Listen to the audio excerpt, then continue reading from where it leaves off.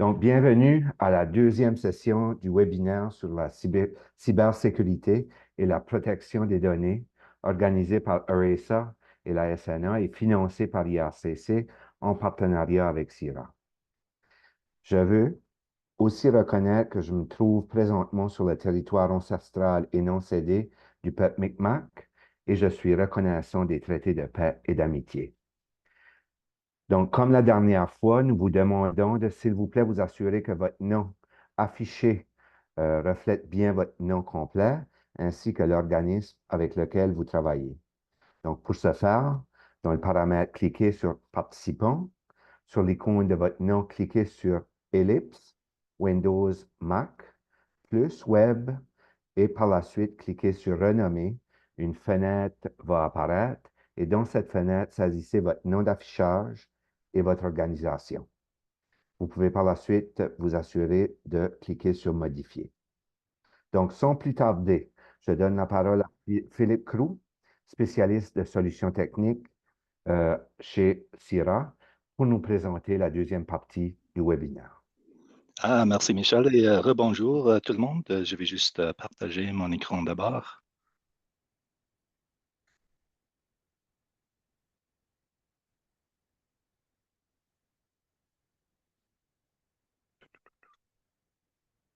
Voilà.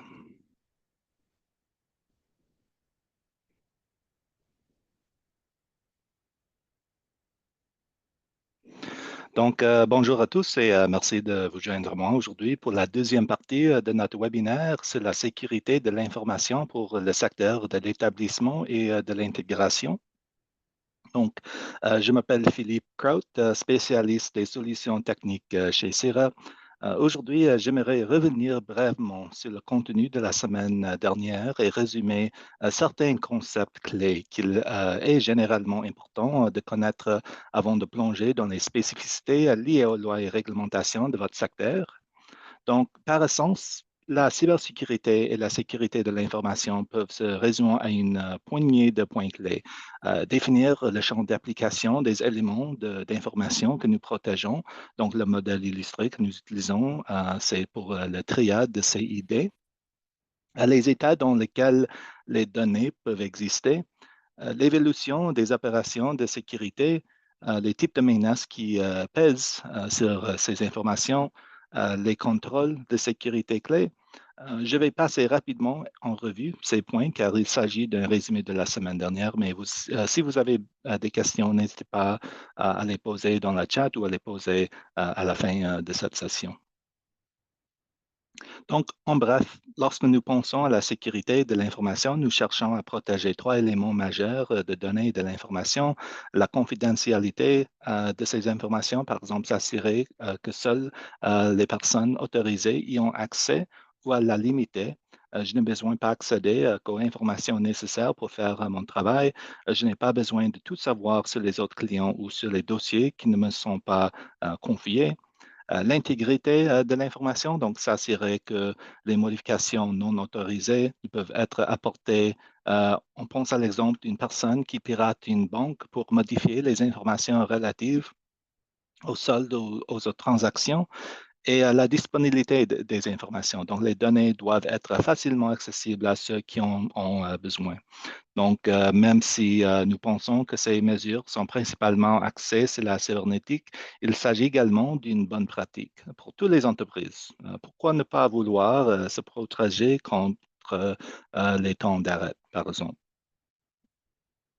Donc, les données existent en trois états. Donc, il y a les données en transit. Par exemple, si je remplis un formulaire sur mon ordinateur et que je les soumets à un site web, les données sont en transit entre mon ordinateur et le site web.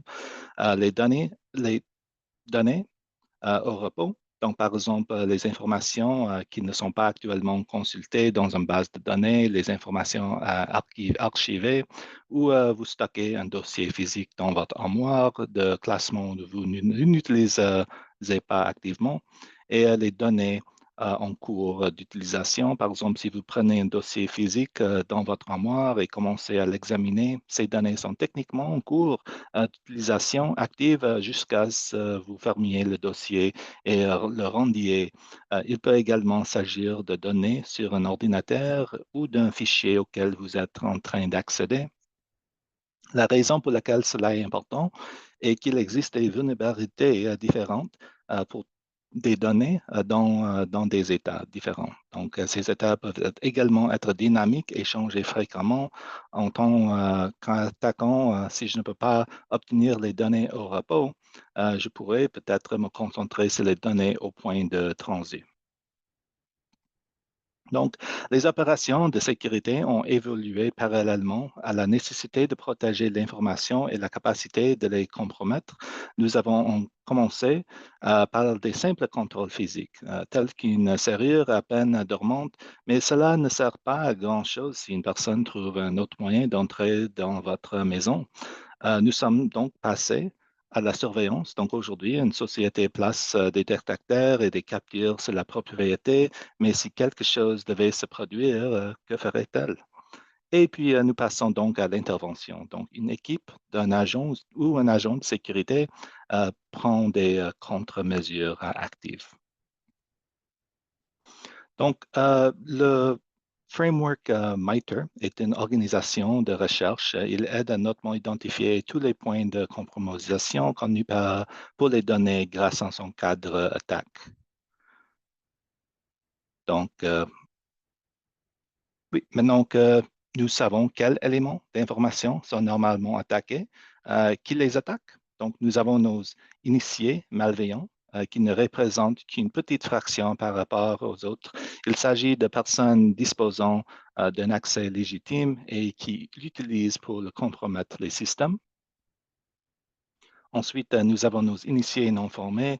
Ils ne savent pas ce qu'il faut faire et n'étant pas formés, ils ne connaissent pas les moyens appropriés d'identifier et prévenir les mauvais comportements en matière de sécurité, par exemple comme cliquer sur un lien dans un courriel suspect.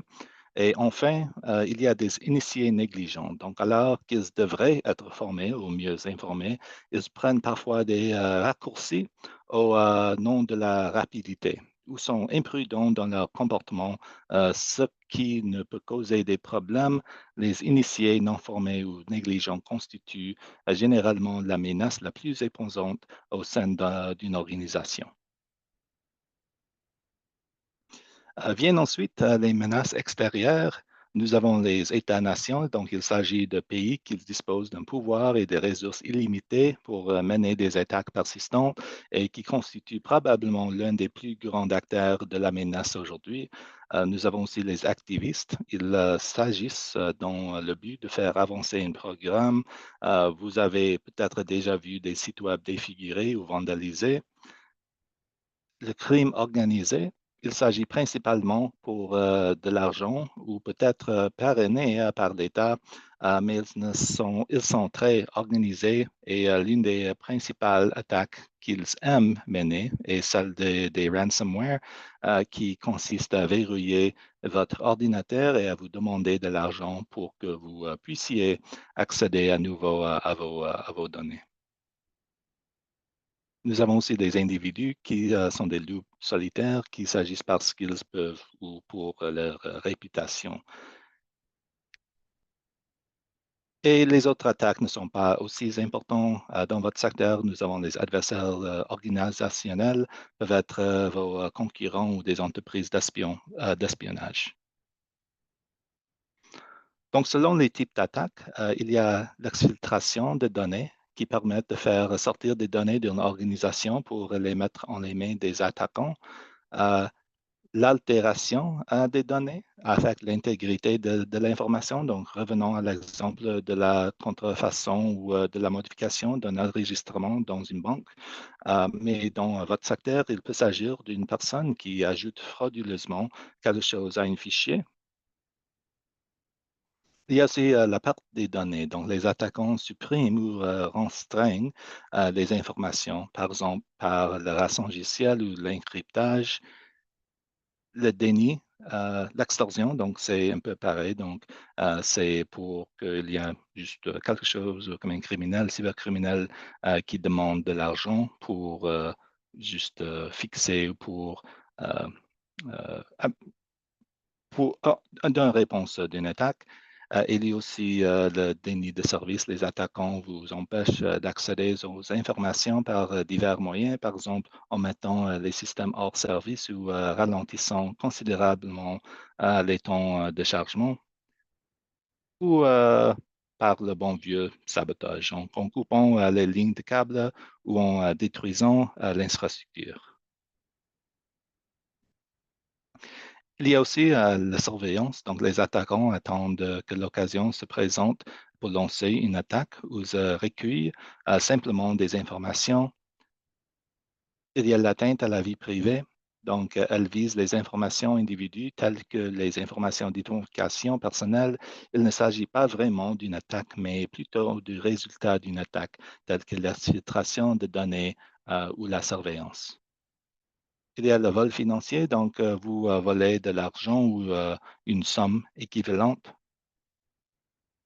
Et le commandement et contrôle, donc vous êtes dans un système et vous avez le contrôle total. Pensez à un réseau de zombies.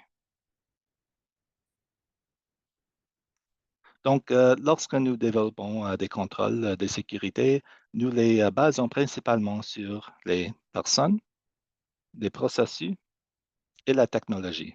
Donc, des personnes, quand vous exécutez des processus qui sont facilités par la technologie et chaque point de ce processus doit être efficace et sécurisé.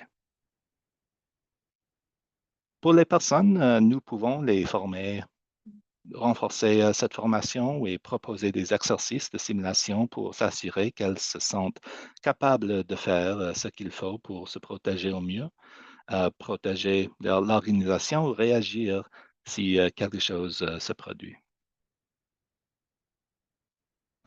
Avec le processus, nous mettons en œuvre des politiques qui peuvent nous aider à identifier et documenter la manière dont nous traitons les données que nous protégeons, la manière dont nous répondons aux attaques, l'amélioration continue de ces processus et l'exercice pour s'assurer que nous sommes familiers avec eux aussi.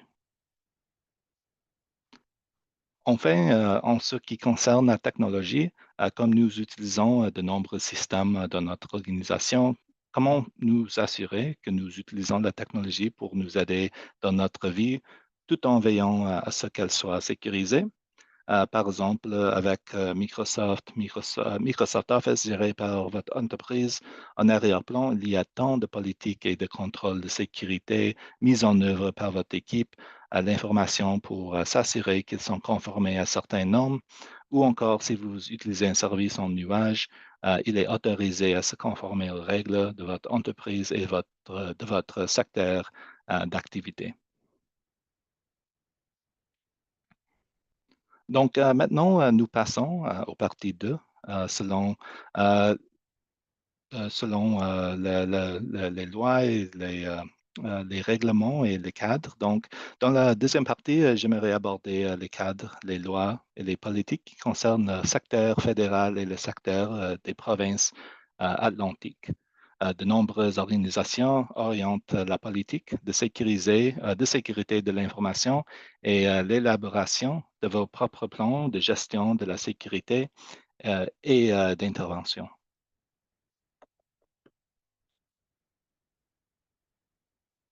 Donc, de nombreuses politiques et cadres s'inspirent du framework du National Institute of Standards and Technology des États-Unis, connu sous le nom NIST, Cybersecurity Framework. En utilisant ce cadre, vous pouvez aider à identifier ce qui doit être protégé, comment le protéger, comment détecter les menaces et les anomalies, définir comment y répondre et comment se remettre d'un incident.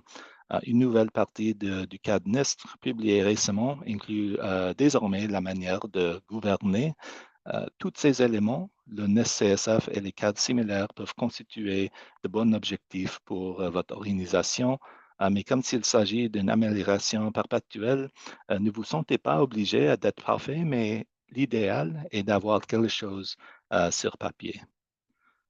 Donc, voici le cadre de sécurité NIST.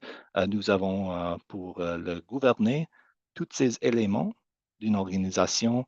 Donc, nous voulons identifier les types de menaces et les données que nous devrons protéger, comment on peut les protéger, les détecter. Si nous avons détecté quelque chose de malveillant, comment est-ce qu'on va répondre et comment est-ce qu'on peut récupérer. Et donc, tout ça était euh, disponible dans le premier cadre de NIST et depuis la mise à jour avec le cadre de cybersécurité 2.2, maintenant, nous voyons que les organisations ont besoin donc des éléments pour le gouverner et gérer tous ces éléments-là. En commençant par quelques politiques liées au cyberspace au Canada, nous avons le CASL ou le LCAP qui fournit essentiellement une protection aux consommateurs contre le spam. La plupart du temps, les courriels de marketing doivent présenter les caractéristiques suivantes, obtenir le consentement de l'utilisateur, fournir des informations d'identification et fournir un mécanisme de désabonnement. Bien qu'ils fournissent des lignes directrices, l'application est un autre facteur et les interprétations sont parfois créatives.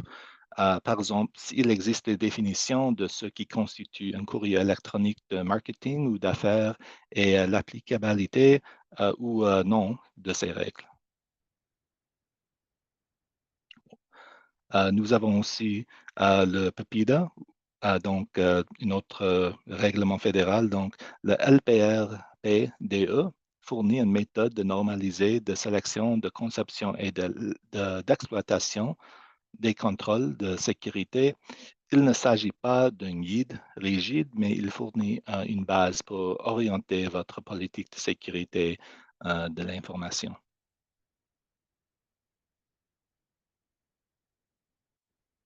Nous avons aussi le programme canadien de certification en cybersécurité. Donc, le CPCSC aide le gouvernement à protéger contre les cybermenaces des informations contractuelles non classifiées sur les systèmes et réseaux gouvernementaux. Principalement, nous le voyons dans l'industrie de la défense.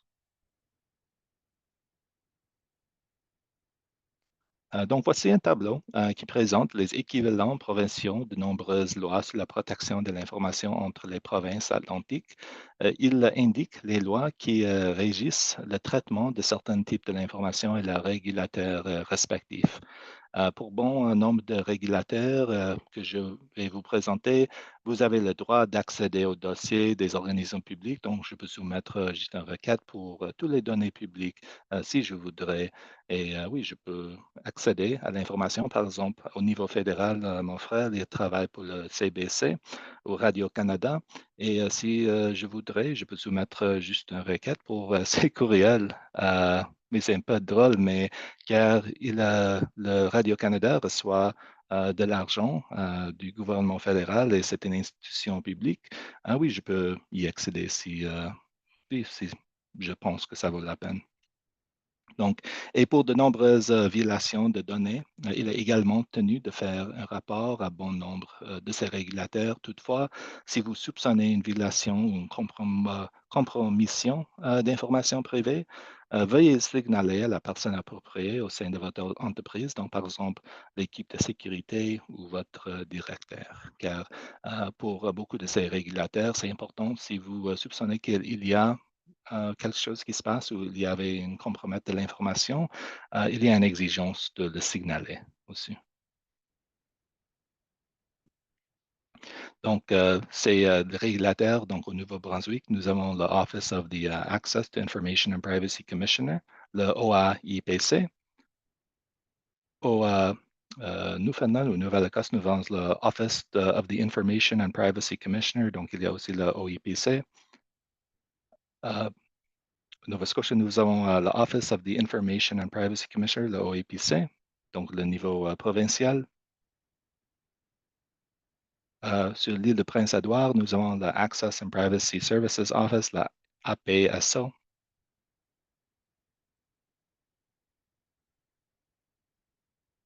Et maintenant, ensuite, je voudrais juste présenter les politiques de sécurité des données. que vous pouvez mettre en œuvre pour effectuer et perfectionner votre plan pour l'entreprise.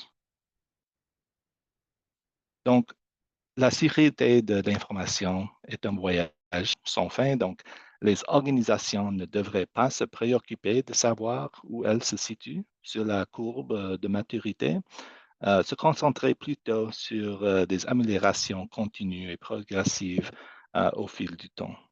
Donc, euh, je pense qu'il y a une expression que le meilleur temps de commencer et aujourd'hui est hier.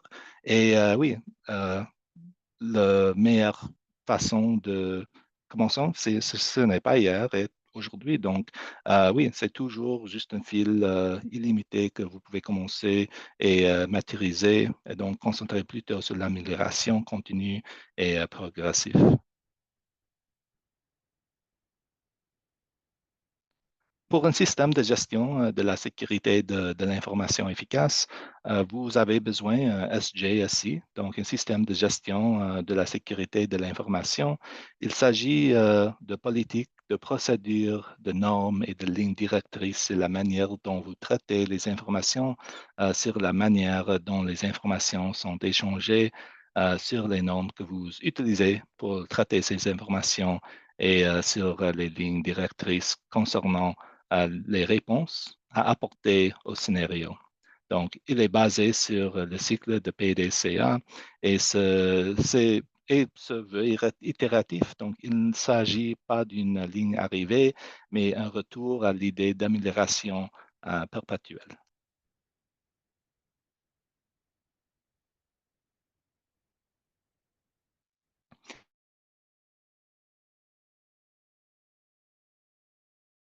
Commune pour la sélection, la conception et l'exploitation des contrôles de sécurité. Donc, nous avons le cadre de NIST. Ils ont publié un document, le SP 800-1071, révision 2, pour la protection des informations non classifiées contrôlées dans les systèmes et organisations non fédéraux.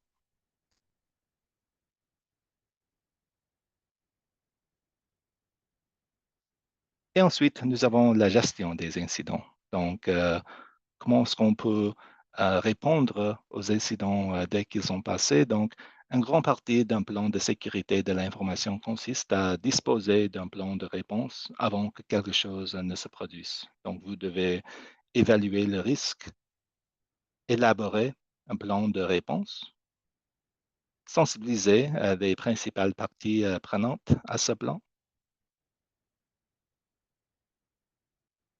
communiquer efficacement, mettre en œuvre ce plan et améliorer et optimiser en permanence. Donc, nos amis chez NIST, ils ont aussi le framework de SP 861 révision 2 pour le guide de traitement des incidents de cybersécurité. Donc, c'est un excellent guide pour développer les processus de gestion des incidents. Et voici un extrait du guide en montrant les grandes lignes selon ce cadre.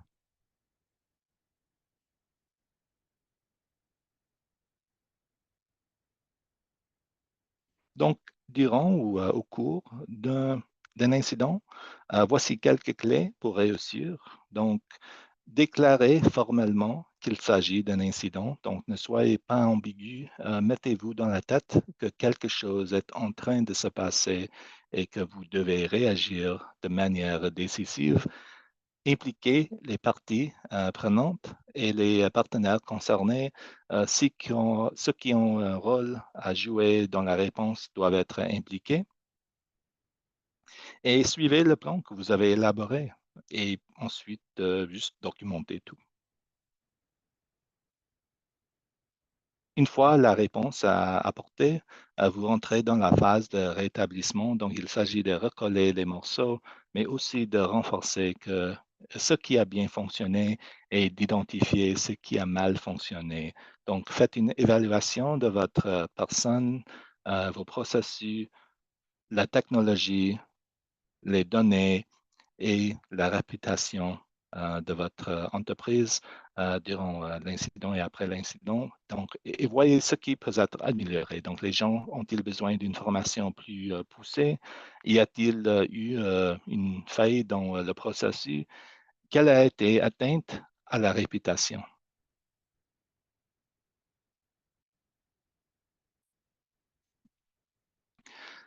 Les entreprises des secteurs publics et privés avec lesquels nous travaillons sont soumises à des exigences plus rigoureuses en matière d'assurance cybernétique.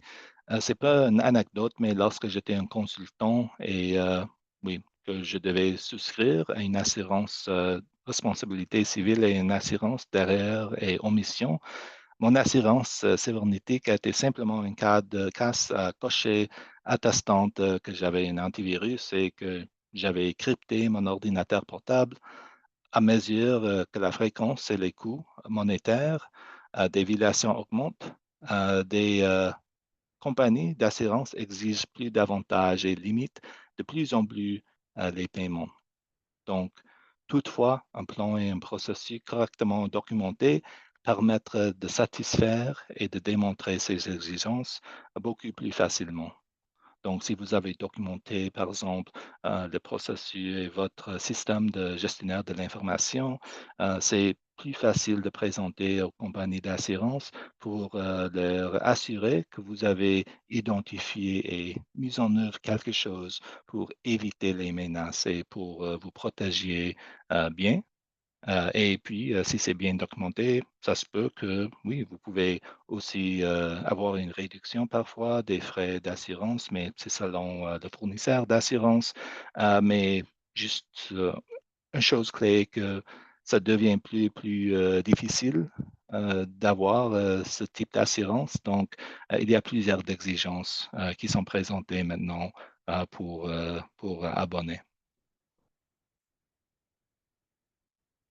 Et puis, il y a quelques partenaires pour les organismes gouvernementaux qui aident à juste donner les renseignements et l'information pour soutenir les entreprises au Canada. Donc, il y a le CCCS, donc ils sont juste une faction de la Communication Security Establishment pour donner les renseignements au secteur public et privé au Canada pour la protection des données et la cybersécurité. Et il y a aussi CIRA. Donc, nous sommes partenaires pour éviter les menaces malveillantes et aussi pour former les utilisateurs. Et nous offrons plusieurs, pas seulement les services payés, mais juste l'information aussi pour aider les institutions comme le vôtre à vous meilleur protéger. Et voici l'information de mon directeur. Donc, il s'appelle Jamie Harry. Il est toujours ravi de répondre aux toutes questions ou juste curiosités que nos clients euh, ont. Et c'est tout pour la deuxième partie. S'il y a-t-il des questions, vous pouvez les mettre dans le chat ou je serais ravi de juste parler directement.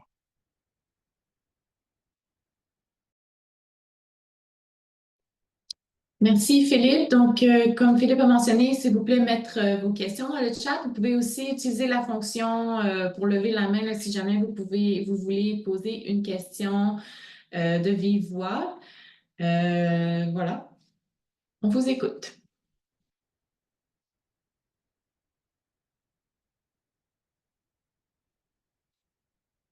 Je vois que Jocelyn a une question. Merci. Rebonjour. Bonjour, Philippe. Je vous remercie déjà pour cette brillante présentation. Ma préoccupation est toute simple. C'est relativement aux organes, aux organismes de protection des données et informations. Alors, j'aimerais savoir, pour le particulier, si un particulier, je prends quelqu'un qui a un start-up, il n'est pas encore à l'échelle d'une grande entreprise, voudrait solliciter les services d'un organisme pour assurer la protection de ses données. Quel est le type d'organisme que vous lui recommanderez? Ça, c'est ma première question. Et la deuxième question, c'est pour un organisme d'une envergure comme la nôtre, d'accord? quel est le type d'organisme que nous pouvons, n'est-ce pas, solliciter pour protéger nos données, ce Ouais. d'autant plus que nous avons des clients, nous traitons avec des clients dont nous avons pas mal d'informations personnelles de nos clients à gérer.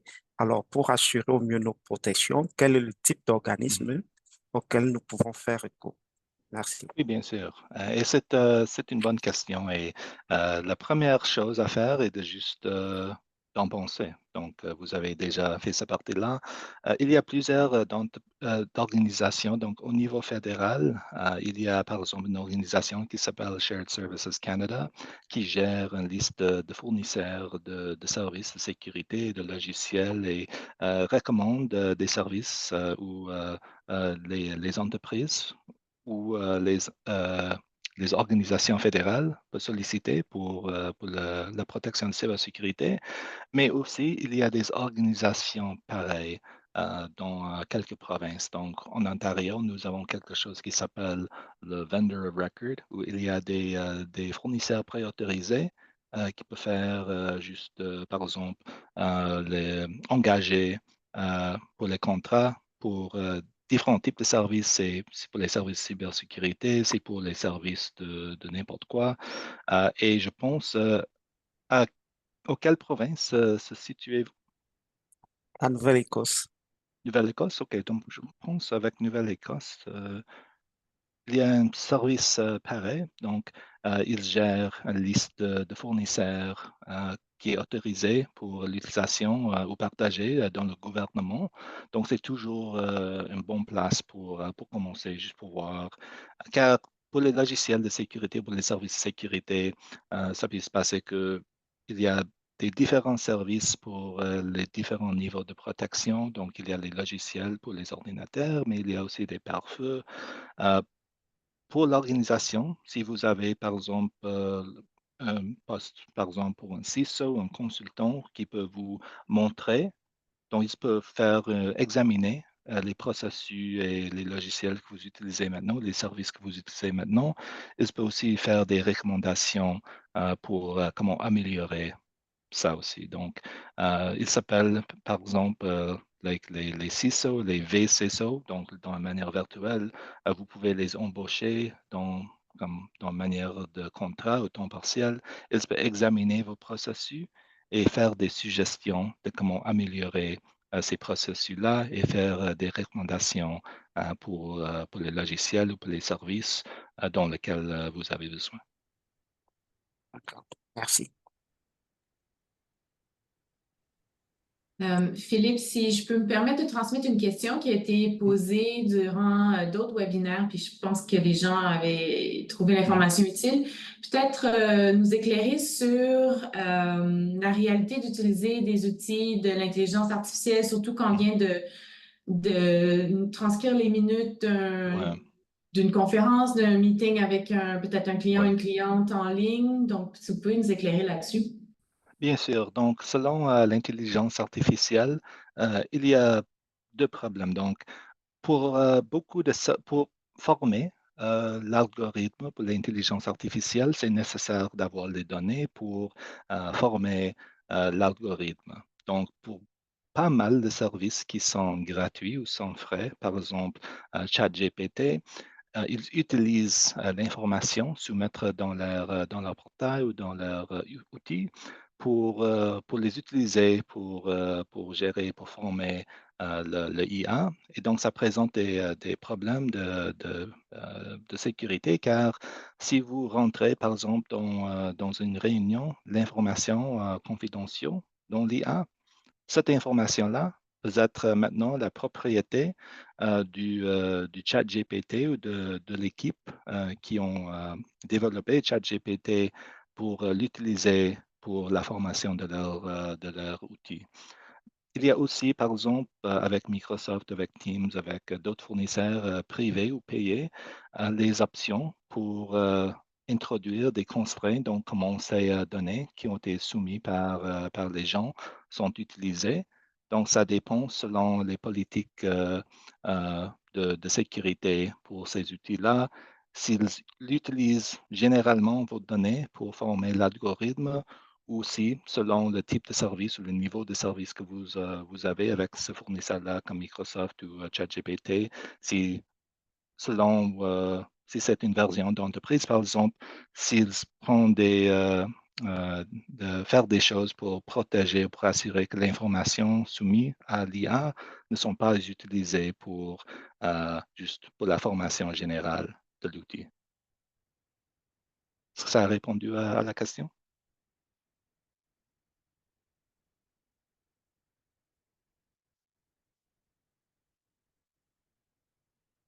Donc, jamais juste rentrer n'importe quelle information confidentielle dans une IA publique.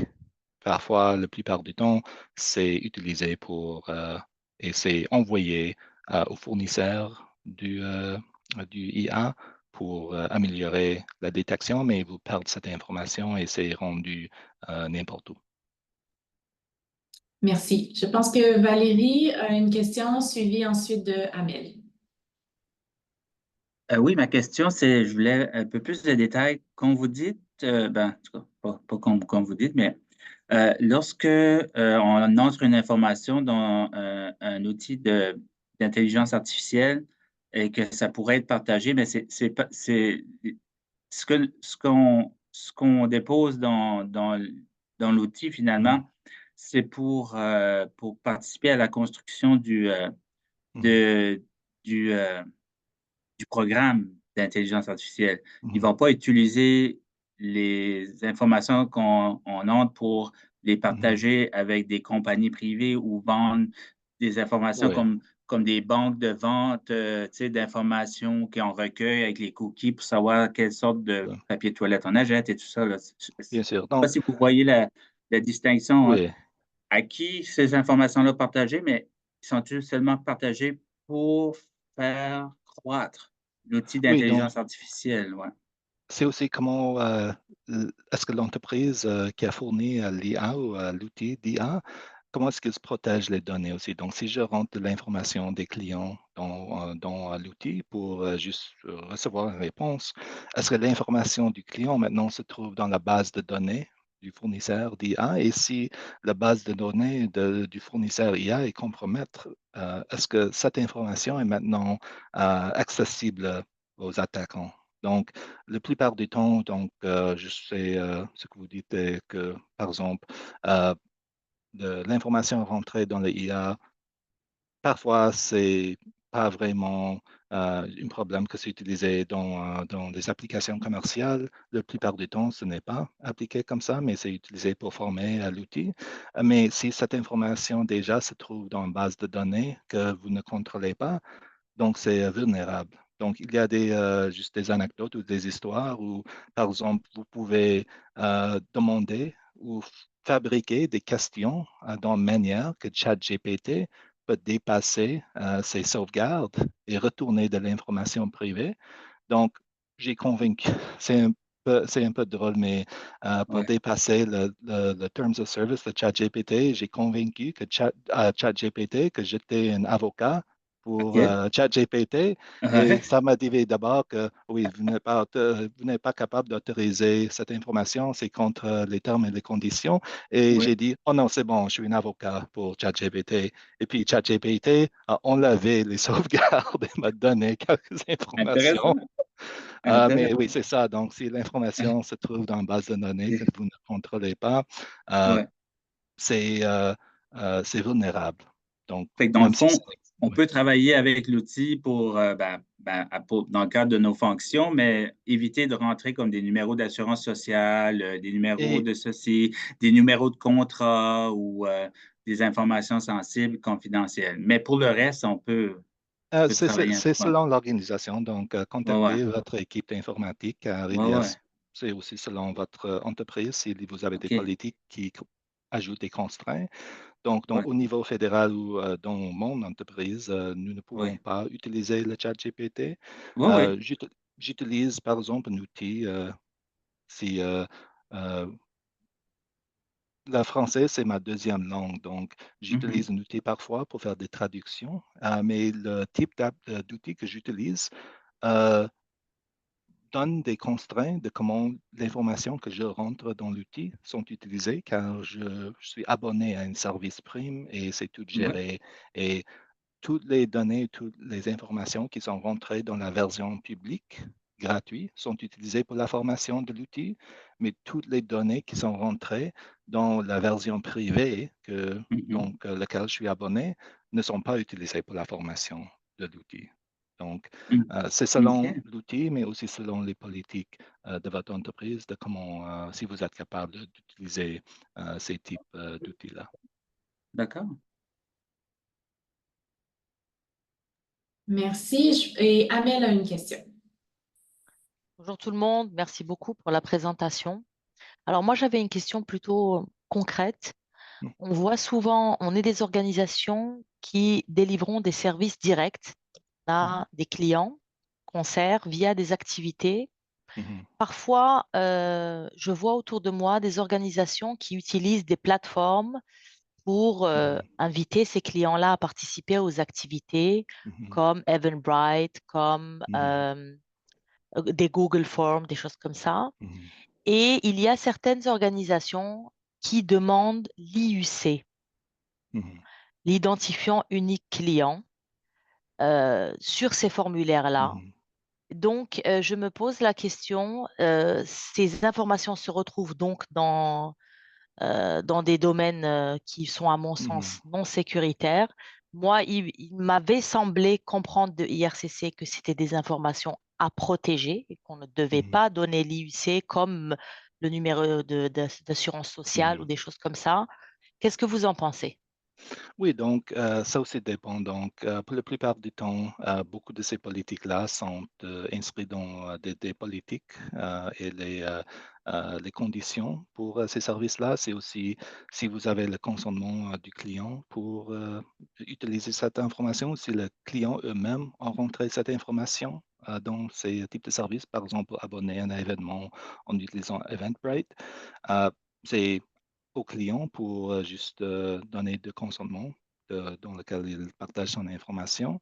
Mais c'est aussi juste, ça peut être un peu, c'est une des questions où c'est bien pour consulter l'équipe légale ou un avocat, juste si vous pensez qu'il y a quelque chose qui n'est pas sûr. Donc, par exemple, pour le cadre de NIST et pour les autres cadres que nous avons présentés aujourd'hui, une des choses que vous pouvez faire comme organisation est de faire des sondages de risque des fournisseurs. Donc, c'est là où, si vous voulez travailler avec un fournisseur, vous pouvez les présenter quelques questions de comment le fournisseur utilise les données des utilisateurs, comment est-ce qu'ils ont des certifications avec des autres régulateurs ou associations professionnelles et comment les données, l'information sont utilisées de leur côté.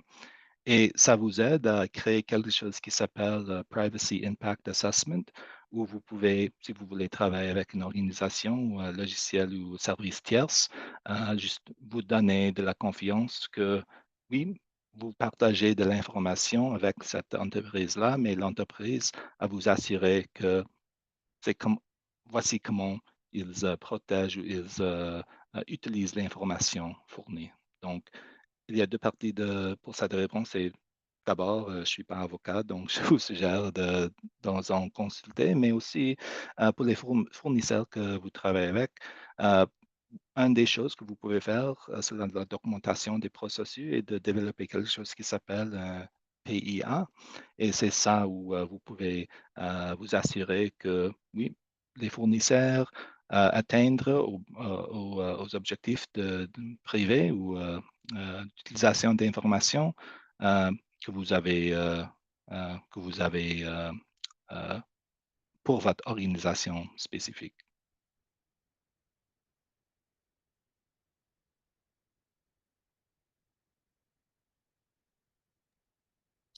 Merci. Si je peux me permettre une autre question. Donc, on a parlé justement des bonnes pratiques concernant la cybersécurité et la protection des données. Vous avez donné quelques outils aussi comme les antivirus. en n'étant pas dans l'optique de faire de la promotion ou de la publicité, quoi que ce soit, mais est-ce qu'il y a d'autres outils qui vous viennent en tête qui pourraient aider les organismes, les gens dans le côté pratique de leur travail de tous les jours? Oh, bien sûr. Donc, oui, nous prenons pas mal de temps à discuter, par exemple, les outils d'antivirus, de logiciels ou même, par exemple, les pare-feux. Mais la chose la plus importante est d'avoir une culture de sécurité, de sensibilisation dans une organisation. Donc, un des outils que beaucoup d'organisations mises en œuvre sont quelque chose qui s'appelle une plateforme de formation en cybersécurité.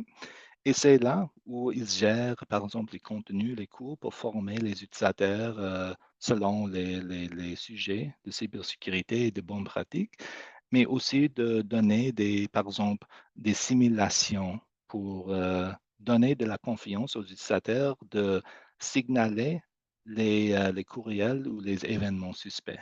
Donc, il y a des outils qui existent, donc, qui envoient des courriels qui semblent d'être provenir d'une organisation, d'une personne légitime.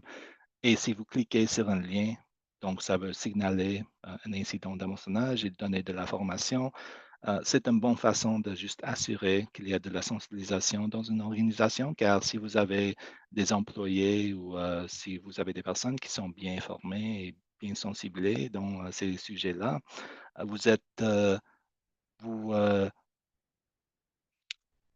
réduit votre niveau de risque. Donc, si vous connaissez les types d'attaques qui se passent et comment les attaquants, les tactiques que les attaquants utilisent pour le piratage psychologique, par exemple, vous êtes mieux à risque pour déclencher, par exemple, un incident réel. Donc, il existe ça aussi. Donc, des employés ou une organisation bien sensibilisée et bien formée sur les types de cyberattaques-là sont un des plus bons outils pour éviter ce type de comportement et réduire l'opportunité d'une attaque à se passer. Merci.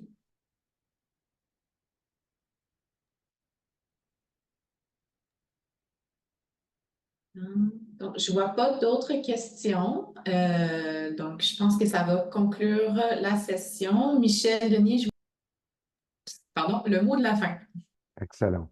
Donc, merci beaucoup, M. Crowe, pour cette présentation liée à la cybersécurité et à la protection des données. Nous tenons à vous remercier pour votre participation au webinaire. Nous espérons que cette présentation vous a sensibilisé à l'importance de cet enjeu d'actualité et nous espérons que vous partagerez le contenu et vos apprentissages à vos collègues. Je désire également remercier Florence Lescoté de RESA qui a su mener cette activité avec brio. Donc, s'il vous plaît, veuillez remplir le sondage qui va être accessible à partir du chat pour nous faire part un peu de votre appréciation des webinaires. Donc, merci beaucoup et à très bientôt. Merci. Bonne journée tout le monde.